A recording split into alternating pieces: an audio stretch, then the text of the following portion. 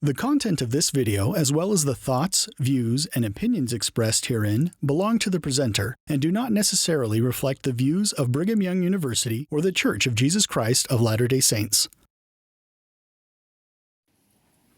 Good afternoon, everyone. During Wilford Woodruff's 10-year administration as president of the Church of Jesus Christ of Latter-day Saints, he and his counselors in First Presidency issued many mission calls to Latter-day Saint men.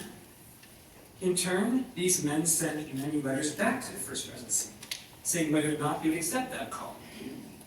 Although one might assume that these letters would be rather formulaic and interesting, they are actually full of vivid detail of the lives of 19th century Latter-day Saints and how those lives were impacted by the call to leave everything behind and serve as missionaries.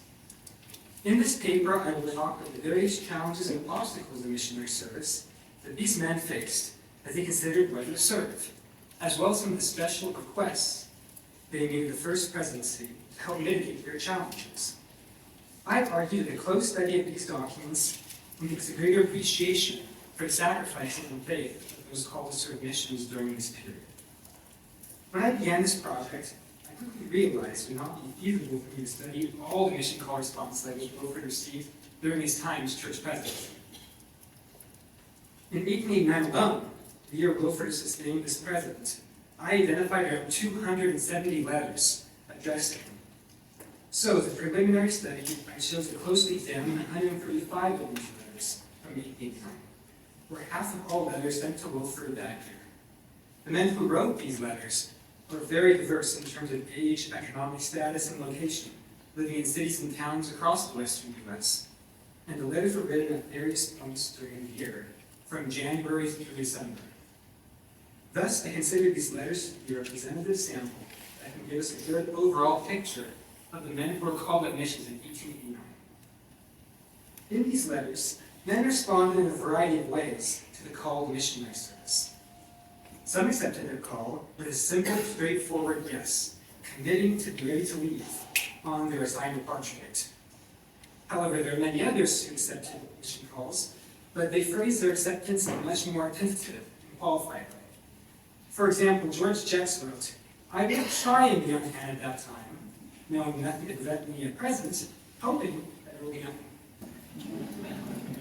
Then James Horn similarly said, "If nothing happens more than I know of, I will try and be on hand at the time." However, Dahlquist went further, saying, "I will try," with the word try underlined, "to be on hand, ready to start on the day I leave in your letter.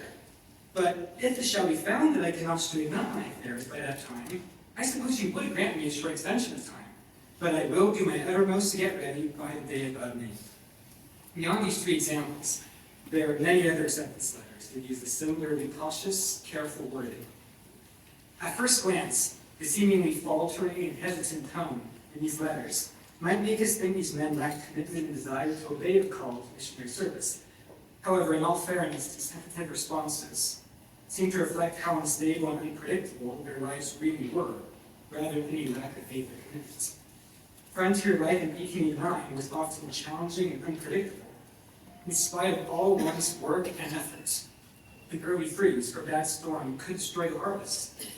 An unexpected work accident leave a farmer injured. Sudden illness could devastate struggling families. For this reason, it could be argued that these men are just being realistic when they gave such tentative responses. This is clearly illustrated by the experience of Hans Eriksson, who initially responded to his call declaring, "I will do all in my power to be ready till the date in your letter, as far as my circumstances will allow." Then, 4 months later, he wrote back, saying, "I have them all my power, but I am not able to get enough money." And he asked to have his letter postponed by a month. It was not always easy to know for sure what one's financial situation would be just a few months away. Thus, their hesitant but willing response letters may often have been the best answer they could give. Other letter writers told First Presidency right from the start that although they were willing to go, they would need extra time to get ready.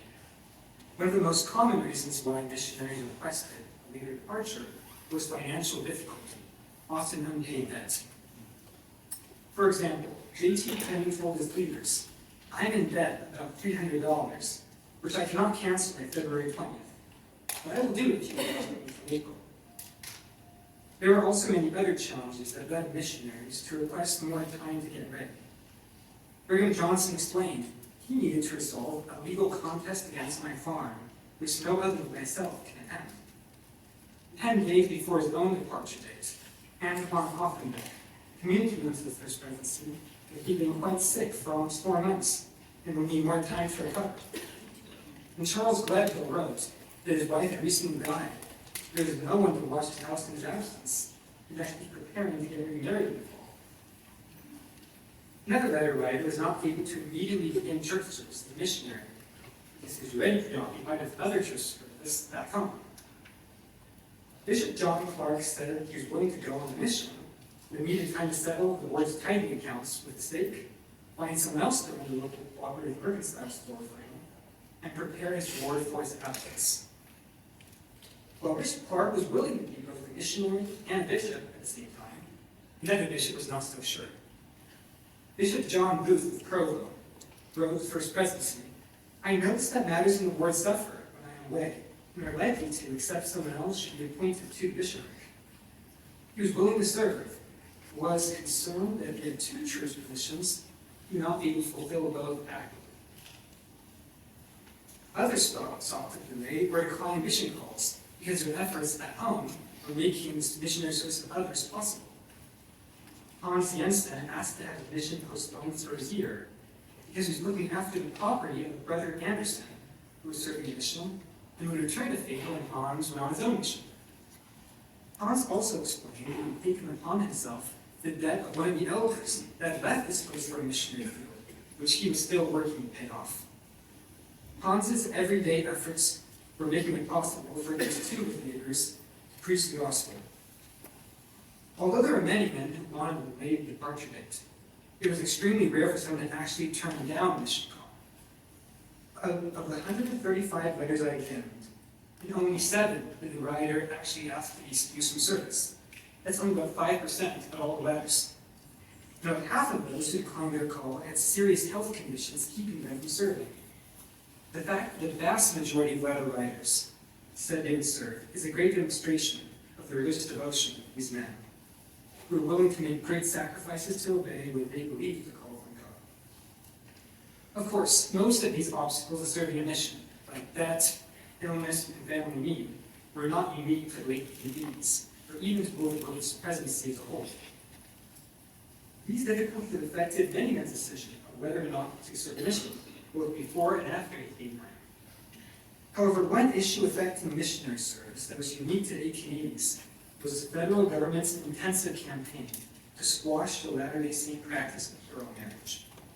Throughout this decade, government forces worked doggedly to implement anti-polygamy legislation by prosecuting and imprisoning Latter-day Saint polygamous men throughout the western U.S. This led many men and their families to go into hiding, which was called going on the other ground. Anti-polygamy prosecution reached a climax in 1889, just 1 year before President Woodruff issued his famous manifesto that began the process of ending prohibition. Obviously, something that so deeply affected Latter-day Saint people would impact the decision on whether or not to serve a mission. And to me, this is one of the most interesting elements of these 1889 letters. You can sense the tension and fear of these times in Hans Harrison's letters, Wilford Woodruff. He writes, "I was arrested last year, but as there was no evidence, the case was dismissed. But I am in danger every day of being arrested and charged with adultery." This was one of the reasons why he wanted to accept his mission call, declaring, "I would rather go to Scandinavia than the penitentiary." And I thought I could do more good there. However, going on a mission can only save someone from prison for so long, as a letter from Bryant and Lewis Fox shows. These 2 brothers explained their polygamous father had, quote, recently returned from a mission to the southern states, and has since returned in the idle penitentiary for 5 months. Once the mission ended, the federal marshal was still waiting for him. The federal anti-polygamy raids also affected entire communities. When Leonard Lane joined a letter to President Woodruff, requesting more time to prepare for his mission, it was the councilor in Richburg, Peter Olson, who endorsed this letter. rather than the bishop as was customary. This is because the bishop was hiding on the underground himself. In fact, according to Brother Olson, many of our brethren here are in exile, one in the penitentiary, and 2 more going there before long. The absence of so many men is making it hard for the board to function, which is why Brother Olson reasoned that Brother Delange would, quote, be of great service to the board under the present circumstances at home, and asked that a mission call be laid by here. Around the same time, Idaho Latter-day Saints were facing a particularly unusual challenge. All Latter-day Saints there had had their voting rights taken away because of the Church's doctrine of plural marriage.